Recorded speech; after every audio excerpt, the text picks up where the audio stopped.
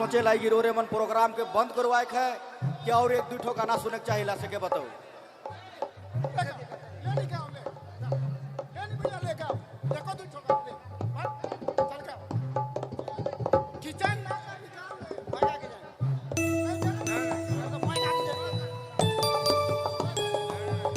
Hello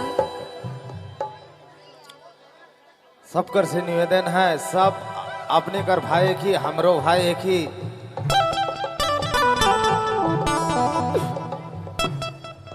hello भैया अगर शांतिपूर्वक बनाए के रखम प्रोग्राम चली और एकदम बंद कर देती, बंद करी लिया फिर चालू कर सके बतावा तोहरे मन बतावा,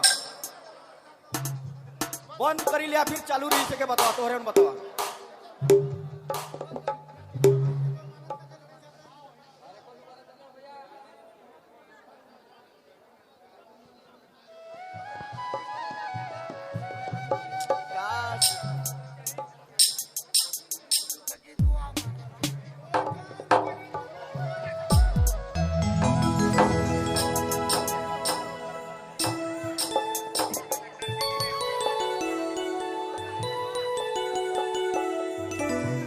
प्रोग्राम बंद कर दे भाई लोग। हेलो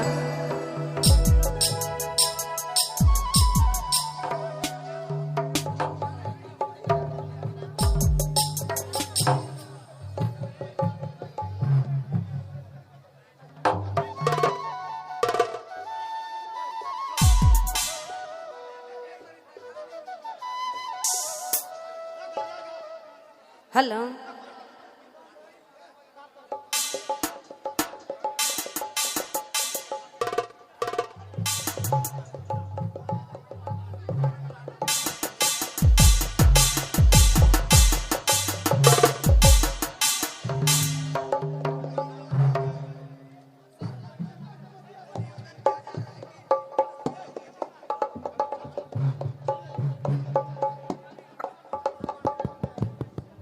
झूमर नाच वाले भाई लोग अगर आप लोग तैयार हो गए तो स्टेज पर आने का कष्ट करेंगे, और ढाक एवं नगाड़ा वाले जो भी हैं आप लोग स्टेज के सामने आने का कष्ट करें, प्रोग्राम बंद कर रहे हैं।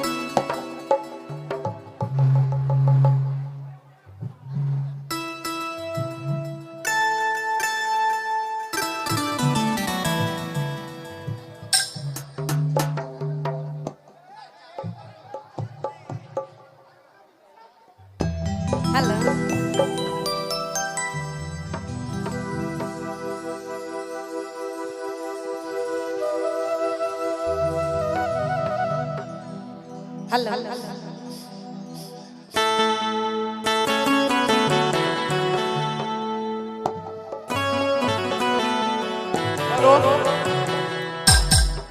कमेटी के कोई भी पदाधिकारी नहीं रहेंगे, सारे पदाधिकारी नीचे नाचेंगे, सारा म्यूजिशियन और कलाकार केवल रहेंगे यहाँ पर।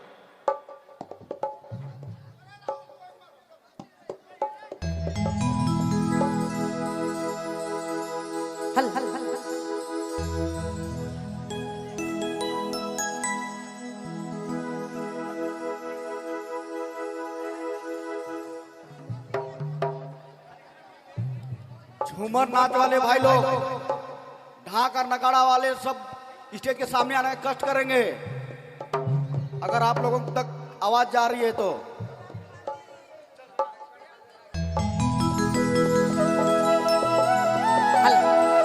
और इसके बाद सारिका जी तैयार रहेंगे, इस गाना के बाद सारिका जी तैयार रहेंगे। मिस सारिका जी इस गाना के बाद एकदम तैयार रहिएगा।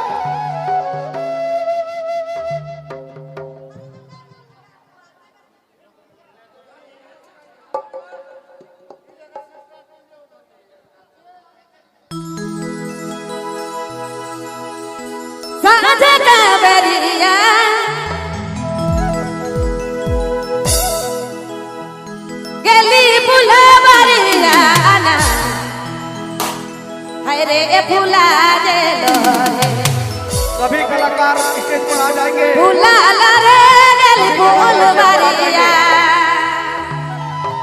सरिता दीदी को अकेले छोड़ के चले गए आप लोग। सभी कलाकार साज गबरिया साज गबरिया गली फुला मारिया गली फुला मारिया अरे फुला दे लो रे फुला लो रे गली बोल मारिया अरे फुला दे लो रे फुला लो रे गली बोल मारिया